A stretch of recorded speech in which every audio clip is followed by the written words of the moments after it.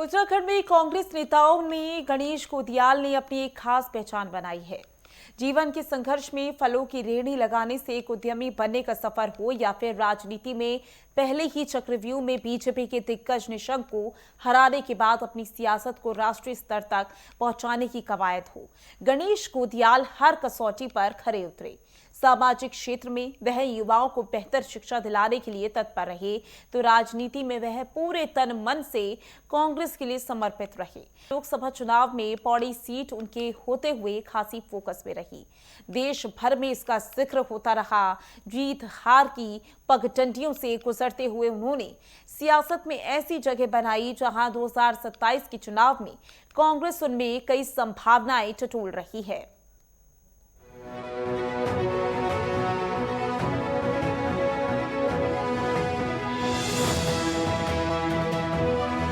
उत्तराखंड में जिस रोजगार की तलाश में निकलने की चर्चा आम रही है, उसी में पैठानी के बछेड़ी गांव के एक युवा ने भी मुंबई की ओर कदम बढ़ाए थे। मुंबई महानगर किसी को निराश नहीं करता। गणपति की उस भूमि में सबके लिए रोजगार रहा और भविष्य के लिए मार्गदर्शन भी। लेकिन मुंबई संघर्ष की भूमि भी है। गणेश कोदियाल ने मुंबई में फलों की रेहड़ी लगाई। अभावों में पला बचपन फलों की रेहड़ी की छोटी आमदनी से खुश हुआ तो सपने और उम्मीद भी जगे। उन्होंने कई छोटे बड़े काम किए, अध्ययन भी करते रहे और एक समय सिविल कॉन्ट्रैक्टर भी बन गए। संघर्षों का नतीजा था कि वो बहुत जल्दी एक सफल उद्यमी कारोबारी भी बन गए। मन में कसक थी कि राठ क्षेत्र के युवाओं को अच्छी शिक्षा मिले, अच्छे स्कूल और चिकित्सालय हो, अच्छी सड़क हो। उनका यही फैसला और समर्पण उन्हें फिर अपने गाँव की ओर ले आया। उनका संघर्ष राठ महाविद्यालय को राजकीय सहायता प्राप्त कराने का था। इस क्षेत्र में वो एक बेहतर महाविद्यालय की अपेक्षा रखते थे। उन्होंने इस दिशा में आवाज उठानी शुरू की तो उनका मजाक भी उड़ा। भला राठ क्षेत्र में जहां छोटे स्कूलों की दरकार थी, वहां एक महाविद्यालय को राजकीय सहायता दिलाना बड़ी बात थी। उनके अंदर के सामाजिक सरोकारों को सतपाल महाराज ने भांप लिया था। 1991 जब डॉक्टर रमेश पोखरियाल निशंक ने दिग्गज कांग्रेसी नेता डॉक्टर शिवानंद नौटियाल को हराया तो इसे राज्य की एक बड़ी सियासी घटना माना गया। डॉक्टर शिवानंद नौटियाल ने अपनी राजनीतिक जमीन को फिर से पाने की कोशिश की, लेकिन उनके हाथ सफलता नहीं लगी। ऐसे में कांग्रेस के लिए किसी चेहरे की तलाश जरूरी हो गई थी। राज्य बनने के बाद कांग्रेस नेतृत्व के सामने गणेश कोदियाल का नाम सामने लाया गया। गौरतलब है कि 2003 में थलीसैंड का चुनाव एक औपचारिक चुनाव माना जा रहा था। तब राजनीतिक समीक्षक कह रहे थे कि डॉक्टर निशंक ने चुनाव जीतना तो है, पर वो कितने वोट से जीतेंगे ये अटकलें हैं। लेकिन जैसे 1991 में डॉक्टर निशंक ने चौंकाया, वैसे ही 12 साल बाद गणेश कोदियाल ने सभी को चौंका दिया। वो चुनाव गणेश कोदियाल ही जीते थे। 2007 के चुनाव में गणेश कोदियाल ने निशंक को अपने ही चुनाव क्षेत्र में प्रचार के लिए सीमित कर दिया था। हालांकि वो चुनाव हार गए। 2012 में थलीसैंड श्रीनगर विधानसभा का हिस्सा बना। गणेश कोदियाल ने तब बीजेपी प्रत्याशी धन सिंह रावत को हराया। 2016 में कांग्रेस में हुई बगावत के समय गणेश कोदियाल को भी बीजेपी की तरफ से आमंत्रण था, लेकिन उन्होंने हरीश रावत का साथ देकर सरकार बचाने में अहम भूमिका निभाई।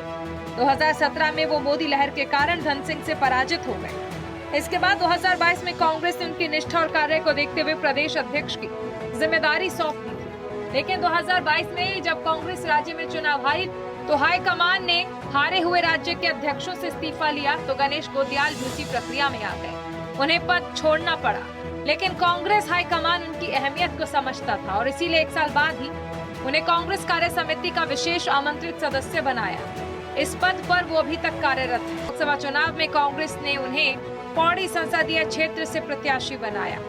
उन्होंने धरातल पर उतरकर खास प्रचार शैली से पूरे लोकसभा क्षेत्र को चर्चित कर दिया। लोकसभा चुनाव में उनका मुकाबला बीजेपी के राष्ट्रीय मीडिया प्रभारी अनिल बलूनी से था। लोकसभा की जिन सीटों में घमासान संघर्ष देखने को मिला, उसमें पौड़ी सीट भी थी। आखिरी समय तक ये कह पाना मुश्किल था कि सीट पर बीजेपी या कांग्रेस कौन जीतेगी। कांग्रेस देश भर में जिन सीटों पर जीत की अपेक्षा कर रही थी, उसमें पौड़ी की सीट भी शामिल थी। हालांकि जीत बीजेपी प्रत्याशी अनिल बलूनी की हुई, लेकिन गणेश कोदियाल देश भर में चर्चा में आ गए। सोशल मीडिया में उनके प्रचार को खासी जगह दी गई। गणेश कोदियाल उन राजनेताओं में से हैं जो राजनीति की ऊंचाई पर पहुंचे, लेकिन उन्होंने अपने गांव कस्बे को याद रखा। राठ क्षेत्र में उन्होंने कई काम किए। सड़कों का जाल बिछाया। इसी रात क्षेत्र को ओबीसी का दर्जा दिलाने में उनका अहम योगदान रहा। गणेश कोदियाल की छवि एक सहज जनाधार वाले नेता के तौर पर है। पार्टी में उन्होंने खुद को किसी भी विवाद से दूर रखा। पार्टी ने उन्हें जब भी कोई जिम्मेदारी दी, उसका बेहतर ढंग से निर्वाह किया। कांग्रेस ने राज्य में जिन मुद्दों को उठाया, उसमें वो खासे सक्रिय रहे। पेपर लीक मामले में भी वो छात्रों के साथ पूरी तरह खड़े नजर आए।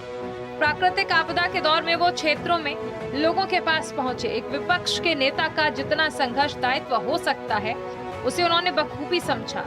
जोशीमठ भू धसाव, वंतरा रिजॉर्ट मामले में भी उन्होंने आवाज उठाई। केदारनाथ मंदिर में सोने की परत चढ़ाने के मामले में मंदिर समिति को भी उन्होंने निशाने पर लिया।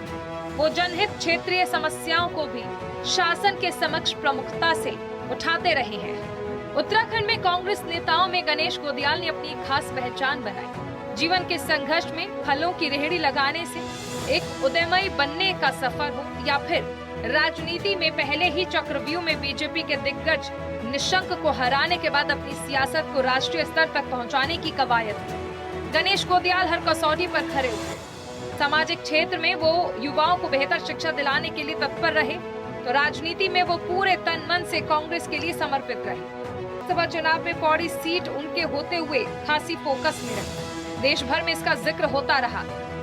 जीत हार की पगडंडियों से गुजरते हुए उन्होंने सियासत में ऐसी जगह बनाई है जहां 2027 के चुनाव में कांग्रेस उनमें कई संभावनाएं टटोल रही है।